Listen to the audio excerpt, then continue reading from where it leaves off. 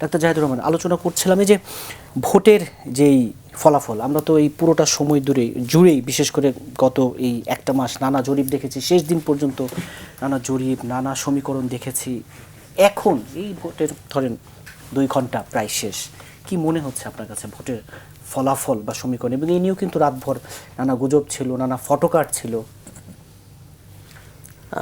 মানে জরিপ ব্যাপারটাকে খুব হাস্যকর করে ফেললো। মানে কেউ কেউ ফেসবুকে লিখছেন যে আমাদের হাতে যেটা পড়ে ওটা মোটামুটি আমরা নষ্ট করে ছাড়বো। মানে জরিপ নিয়ে এই অঞ্চলে প্রবলেম আছে। মানে আমি ভারতের জরিপ দেখছিলাম, ভালো হয় না। কিন্তু আমরা না মানে অদ্ভুত করছি, মানে ব্যাপারটা এইরকম, মানে কোনো একটা জরিপ কেউ যদি মনে হয় এটা বিএনপির দিকে গেছে, পরে একটা আসবে অবিশ্বাস্যভাবে কাউন্টার একটা। সো জরিপকে আমরা সরিয়ে টরিয়ে রাখা উচিত হবে বাংলাদেশের। এইটা ওই আবারও একই কথা, আমরা তো এত বছর যে জরিপ বলে একটা কিছু করতে হয়, সেটার জন্য যে একটা প্রফেশনাল প্রতিষ্ঠান তৈরি হবে ওই স্কোপ তো ছিল না। সো 1.5 বছরের মধ্যেই প্রতিষ্ঠানটা তৈরি হয়ে তার মতো করে শুরু করে দিয়েছে। আগামী নির্বাচনে আমি বলতে পারি তুলনামূলকভাবে বেটার জরিপ হবে, তারপরেরটা আরও বেটার হবে। এইরকম একটা প্রবণতা আমরা আসলে এভাবেই আগাতে থাকি। সো জরিপ টরিপ এগুলোকে আসলে খুব বেশি দেওয়ার কিছু না। আর একটা জিনিস এখন এবার খুব মাথাচাড়া দিয়েছে, সেটা হলো অনলাইন জরিপ, যেটা আপনি যে কেউ একটা পোল খুলতে পারেন।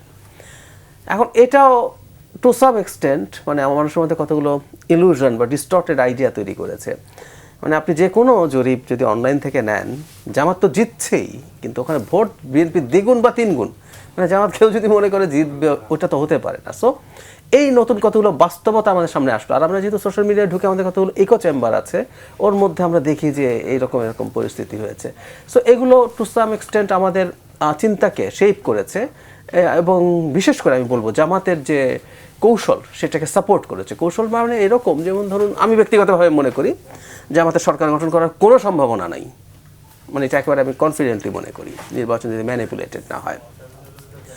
আমার অপিনিয়ন, জামাত যে পরিমাণ সিট পাবে সেটা সরকার গঠন থেকে অনেক অনেক দূরে। কিন্তু জামাত জিতবে এই পারসেপশন যদি না হতো, সে যত সিট পেতে পারে এখন ততটাও পেত না। মানে আপনি ধরুন একটা দলের বডি ল্যাঙ্গুয়েজ যদি এরকম হয়, ওই যে আমরা ছোটোবেলায় শুনতাম না, খেলায় জেতা বড় কথা না, অংশগ্রহণই বড় কথা, আমরা খেলায় খুব বাজেভাবে হেরে আসতাম। তো এটা যদি হতো যে জামাত 40, 50, 60 পর্যন্ত সিট পেতে পারে, 70 সিট পেতে পারে, যদি এরকম একটা টোন ওর বডি ল্যাঙ্গুয়েজে থাকতো, ও 20-30 সিট পেত। এখন এই যে জিততে পারি, মানে এই যে বিশেষ করে সুইং ভোটারদের কতগুলো তো আছে একেবারে ট্রাস্টেড ভোটার, একেবারে আপনি আপনাকে ছেড়ে কোনোদিন যাবে না, এই যে 2 দলেরই আছে। মাঝে সুইং ভোটার আছে, মাঝে ওই যে আনডিসাইডেড ভোটার থাকে, তারা জিতে যাবে এই দলকে ভোট দেওয়ার। তরুণ ভোটার, এদেরকে আমি ওই জায়গায় নিব। তরুণ ভোটার নিয়ে একটা প্রবলেম আছে, আমি এটা অনেক জায়গায় বলছি। আমরা কেন যেন মনে করি তরুণরা সব এক চাঙ্কে এক জায়গায় ভোট দিয়ে দেবে, বিশেষ করে এই যে ছাত্র সংসদ নির্বাচনগুলোর পর। তরুণের ডাইভার্সিটি আছে, এই যে তরুণ যে আপনি বলছেন, ফ্র্যাঙ্কলি স্পিকিং আপনার বা আমার বা আমরা জেনজি যখন বলি, আমাদের মাথায় থাকে কি জানেন, মধ্যবিত্ত শিক্ষিত তরুণ। অথচ তরুণ মারাত্মক ডাইভার্সিফাইড একটা গ্রুপ, ও একেবারে ওয়ার্কিং ক্লাস থেকে। ধরুন এই যে বলেন না কেউ ডাকসুতে তো দেখিয়ে দিল, আচ্ছা ডাকসু শব্দটা জানে না এমন তরুণ আমি আপনাকে এই দেশে অসংখ্য দেখাতে পারছি। সো তার কিছু আসে যায় না। এই জন্য তরুণ ভোটারকে আমি মনে করি তার ভোট বিএনপিও পাবে, জামাতও পাবে, সবাই পাবে। আর এই তরুণ তো আকাশ থেকে হঠাৎ করে এসে এখানে পড়ে নাই, ওই দেশে জন্মেছে, ও একটা যে বিএনপি পরিবারে জন্মেছে, যে আওয়ামী পরিবারে জন্মেছে, সে এখনো দেখবেন সে আওয়ামী লীগকে এত কিছুর পর আওয়ামী লীগ সমর্থন করে এমন তরুণ নাই আছে। সুতরাং সব কিছু মিলে আমি মনে করি এটাও যথেষ্ট ভাগ হবে মোটামুটি। এবং হয়তো কোনো জায়গায় একটা শ্রেণীতে কিছু জামাতের বেশি আপনি ভোট পাবেন, আবার একটা শ্রেণীতে পাবেন, তরুণদের মধ্যকার শ্রেণী বলছি। অর্থাৎ তরুণদের একেবারে যে আপনি ছক বাঁধায় ফেলে দিবেন যে তারা এইখানেই ভোট দিবে, এটা করা যাবে না। আমরা ইনফ্যাক্ট এবারকার নির্বাচনের পর, আমরা তো নির্বাচন দেখিই নাই, ভোটিং প্যাটার্ন আস্তে আস্তে এই নির্বাচনের পর একটা নতুন বেঞ্চমার্ক তৈরি হবে। ভবিষ্যতে আমরা আসলে এগুলোর সাথে ভিত্তি করে কাজ করতে পারবো। এর আগের সুষ্ঠু নির্বাচনটা অনেক আগের, মানে 8কেও যদি সুষ্ঠু নির্বাচন ধরি, ওখানেও কিছু ধরনের ম্যানিপুলেশন ছিল, তাও তো সেটা কত আগের ব্যাপার। জি নূর খান, এই যে তরুণ ভোটার বলি বা এই যে যারা ফ্লোয়িং ভোটার, সেই ভোটগুলো আসলে কোন দিকে যাবে? এবং সিএনএন একটি প্রতিবেদন করেছে যে জেনজিরা আন্দোলনে জিতলো কিন্তু নির্বাচনে দাপট দেখালো সেই পুরনো শক্তি। এই যে এই ধরনের মন্তব্য, এই ধরনের পরিস্থিতি, দেখেন এটা তো সত্য যে তরুণদের যে মানে তরুণদের যে উপস্থিতি ছিল আন্দোলনে, আজকের যদি হিসাব করেন সেই উপস্থিতি, সেই গুরুত্ব কোনোটাই কিন্তু নেই। এবং এটার পিছনে অন্য কোনো বিষয় না, সেটা হচ্ছে তরুণরা নিজেদেরকে সেইভাবে উপস্থাপন করতে পারেনি বলেই আজকের এই অবস্থা। দ্বিতীয় বিষয়টি হচ্ছে যে তরুণরা কোন দিকে যাবে। তরুণরা বলতে একক কোথাও যাবে এটা মনে করার কোনো কারণ নেই। কম বেশি হতে পারে তরুণদের ভিতরে, গ্রামের তরুণরা একদিকে যেতে পারে, শহরের মধ্যবিত্ত তরুণরা আরেকদিকে যেতে পারে, নানান রকম ভাগ হতে পারে। কিন্তু কেউ যদি মনে করে যে তরুণরা একটা বাক্সেই ভোট দিবে, একটা মার্কাতে ভোট দিবে, সেটা ভুল। এইটা প্রচার প্রচারণায় ব্যবহার করা হচ্ছে। প্রচার প্রচারণায় যেমন আজকে এই যে জরিপের যে বিষয়টা আমরা লক্ষ্য করেছি, জরিপটা অন্যান্য দেশে যেভাবে হয় সেটা হচ্ছে প্রকৃতপক্ষে একটা জরিপ নিরপেক্ষ জায়গার থেকে হয়, দল নিরপেক্ষ একটা জায়গার থেকে হয়। কিন্তু বাংলাদেশের জরিপের ক্ষেত্রে যেটা লক্ষ্য করা যাচ্ছে যে এটি নির্বাচনী প্রচারণায় প্রভাব ফেলার জন্য কোনো কোনো গোষ্ঠী এই কাজগুলি করেন। ফলে এইটা দলনিরপেক্ষ জায়গার থেকে হচ্ছে এটা মনে করার কোনো কারণ নেই। আপনি দেখবেন কোনো কোনো জরিপে দেখা যাচ্ছে একে একেবারে উপরে তুলে ফেলতেছে, কোনো জরিপে বিকে তুলে নিচ্ছে। এবং আরও মজার ব্যাপার হচ্ছে নির্বাচনে এটা খুব স্বাভাবিক, নেতারা যে বলতেছেন আপনারা এমপি চান না মন্ত্রী চান, আপনারা যদি মন্ত্রী চান তাহলে একে ভোট দেন। এই কথাগুলি আমাদের দেশে আজকে নতুন না, আগেও আমরা দেখেছি এই ধরনের কথাবার্তা বলে। কিন্তু এইটার ইম্প্যাক্ট ইলেকশনে খুব বেশি পরে এটা মনে করার কোনো কারণ নাই, একেবারে পরে না বললেই চলে। কিন্তু এই ধরনের মানে কথাবার্তার রাজনৈতিক ভাষণ আমরা দেখেছি বিগত দিনে। আর আরেকটা ব্যাপার হচ্ছে যেই ভোটগুলি আসলে সিদ্ধান্তহীনতায় ভোগে, অর্থাৎ আগে আপনি দেখবেন আমাদের দেশে বেশ কয়েকটা রাজনৈতিক দলের নির্দিষ্ট কিছু ভোট আছে, এই ভোটটা সাধারণত ফিক্সড ভোট, এটা এদিক ওদিক যায় না, অধিকাংশ ক্ষেত্রেই একটা জায়গায় থাকে, তার দলের ভিতরেই থাকে।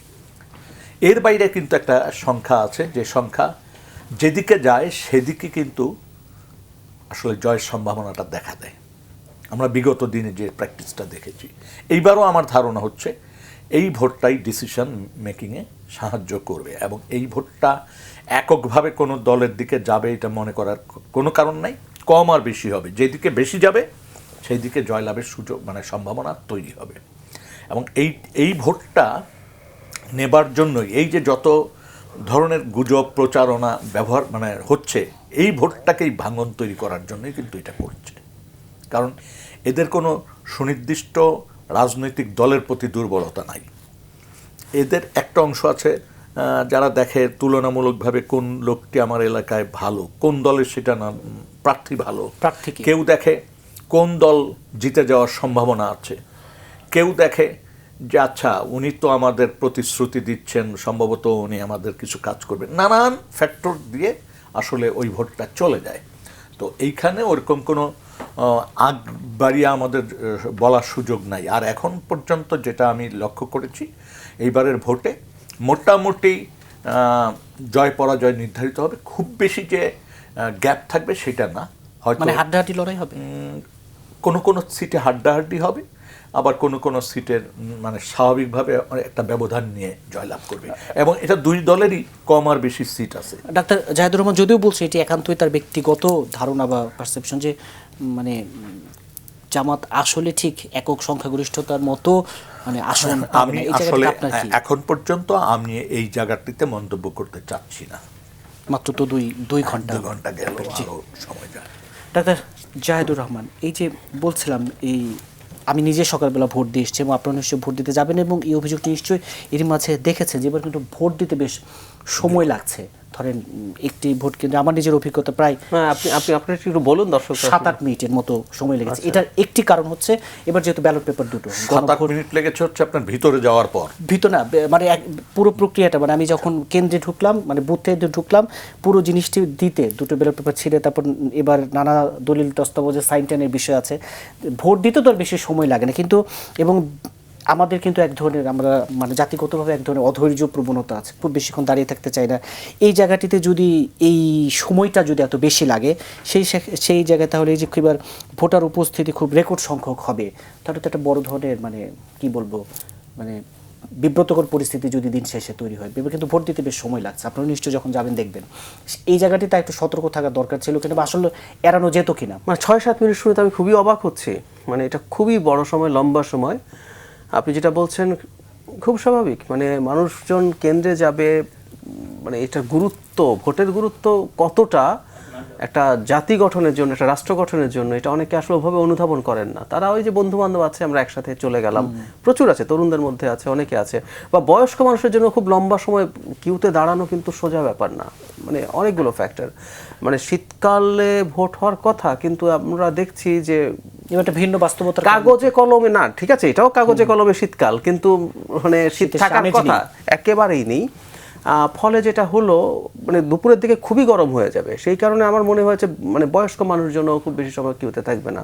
আপনি একটা গুরুত্বপূর্ণ প্রশ্ন রেজ করেছেন। আমি সরকারে কেউ বা বিশেষ করে নির্বাচন কমিশনে কেউ যদি এটা শুনে থাকেন, তাদেরকে এক্ষুনি এই ব্যবস্থাটা নিতে হবে, কারণ আমরা অ্যাজ মেনি অ্যাজ পসিবল ভোটারকে আসলে ভোট দেওয়াতে হবে। আর এই যে আপনি যেটা বলছেন, এটা তো আপনি জানেন, এটা আবার ছড়িয়ে পড়ে যখন পড়বে, অনেকে কিউ থেকে তো ফোন করবে যে এখানে বিরাট লাইন, এই অনেক সময় লাগে কিন্তু, কিন্তু বলে দিচ্ছে, না বললে দেখবেন এটা ছড়াতে লোকজন অনেকে, এবং এটার এক ধরনের বিব্রতকর পরিস্থিতি তৈরি। আচ্ছা, তাহলে এই যে আমাদেরও তো প্রত্যাশা যে যেহেতু আমরা ভোট উৎসবে, একটা জিনিস একটু যোগ করি, আমাদের খুব বড় একটা ভোটার টার্ন আউট হয়েছে, এটা আমাদের দেখানো জরুরি।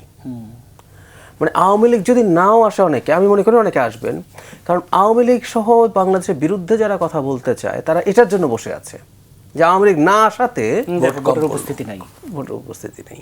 এটা একটা খুব গুরুত্বপূর্ণ জায়গা। এই জায়গাটিতে যুক্ত করে আবার অনেক জায়গায় এই আলোচনাও ছিল যে মানে আওয়ামী লীগ ভোটাররা আবার এই সংখ্যাতেও আছে, আমি কিন্তু আওয়ামী লীগের কর্মী বলছি না, যারা আওয়ামী লীগের সমর্থক, যে এবার ভোট না দিতে গেলে কিন্তু খবর আছে, কারণ আমার চিহ্নিত করে রাখছে যে ভোট না দিলে ভোট দিতে যাচ্ছে। হতে পারে, মানে আমি বাংলাদেশে এই যে উড়িয়ে দিচ্ছি না, আমরা 5 তারিখের পর থেকে সুর করে ভালো হয়ে যাব না, এটা আমি বলেছি।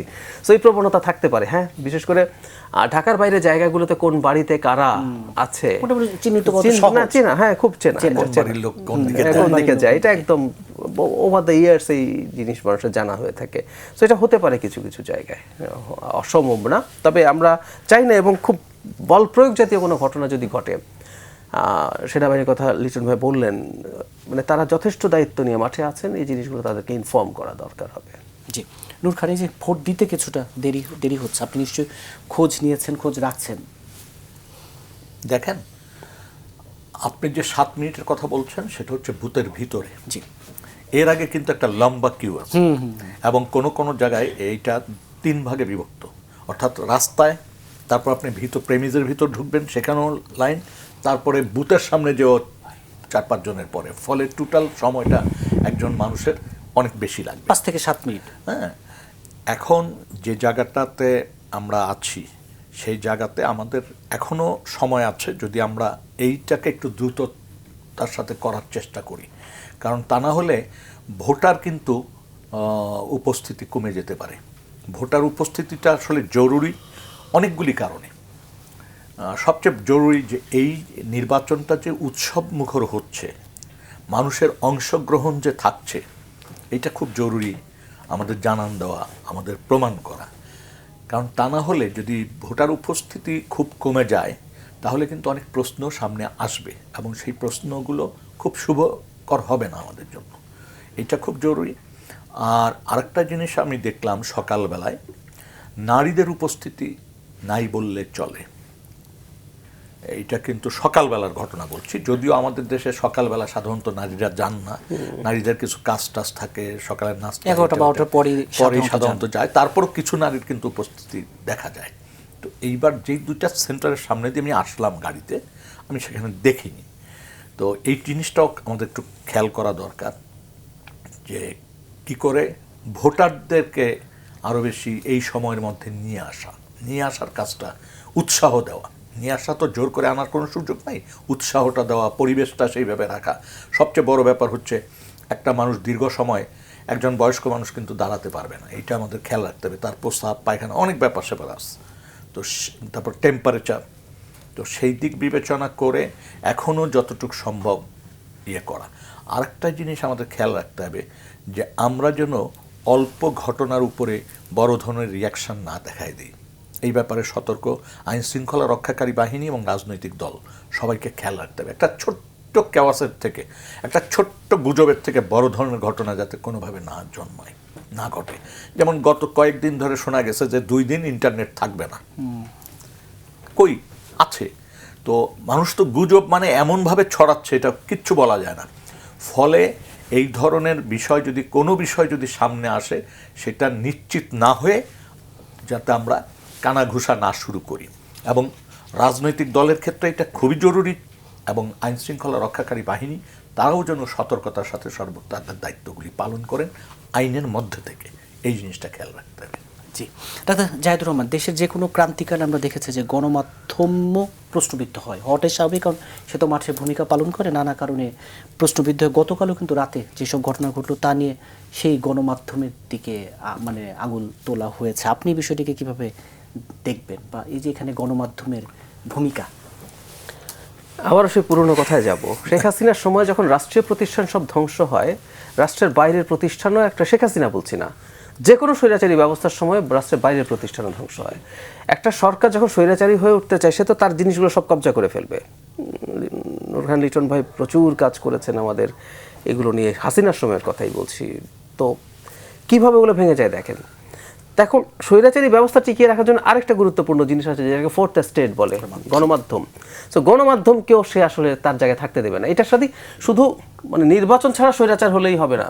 আপনি যদি নির্বাচনের পরও স্বৈরাচারী হয়ে উঠতে চান, মোদি, আপনি খেয়াল করবেন ভারতের মিডিয়ার উপরে কী পরিমাণ ক্র্যাকডাউন চালিয়েছে, এবং প্রেস ফ্রিডম ইন্ডেক্স যেটা আছে, সেই ইন্ডেক্সে মোদি এখন একেবারে তলানিতে চলে এসেছে ভারতের মিডিয়ার। কারণ হলো সে চাপ দেবে, না পারলে কিনে নেবেন, কিছু একটা করবে। এবং আপনি যদি ভারতের মিডিয়া দেখেন, ওখানকার টকশো, মানে আমার মাঝে মাঝে মনে আপনাদেরকে সাজেস্ট করা দরকার যে ভারতের দু একটা টকশো অ্যাঙ্কার যেভাবে শো করে, আপনাদেরও করা উচিত হবে কিনা। তো এখন ওই জায়গায় চলে গেছে। তো সো মিডিয়াও যখন ওই জায়গায় ছিল, এখন সেখান থেকে এখন যখন নতুন জায়গায় আমরা ফিরে এসেছি, আমরা গণতন্ত্রের দিকে যেতে চাইছি, সব মিডিয়া আসলে আগের মতো মানে মিডিয়া হিসাবে যা করা দরকার সেটা করে উঠতে পারবে, নট নেসেসারিলি। আবার উল্টো একটা দিকও আছে। বাংলাদেশে এমন প্রেক্ষাপট বা পরিস্থিতি আছে যেটা আমি নিজেও সাফারার। সেটা হচ্ছে আপনার পক্ষে যতদিন কেউ বলছে ততদিন আপনি ভালো, বিপক্ষে গেলেই, যেমন আমি নাম তুলেই বলি, যেমন জামায়াতে ইসলামী এবং ছাত্র শিবিরের মানবাধিকার লঙ্ঘনের বিরুদ্ধে শেখ হাসিনার সময় রিপিটেডলি কথা বলেছি, তাদের রাজনৈতিক অধিকার নিয়ে। I was fine at that time. এরপর যখন আমি প্রকাশ্যভাবে তাদের রাজনীতি নিয়ে, এটা খালি জামাতের রাজনীতি নিয়ে আমার সমালোচনা আছে, একইভাবে তারা নির্বাচন করছে, তারা যদি জিতে যায়, নির্বাচন যদি ভালো হয়, ভালো নির্বাচনে যেতে আমি তাদেরকে কনগ্রাচুলেটও করব।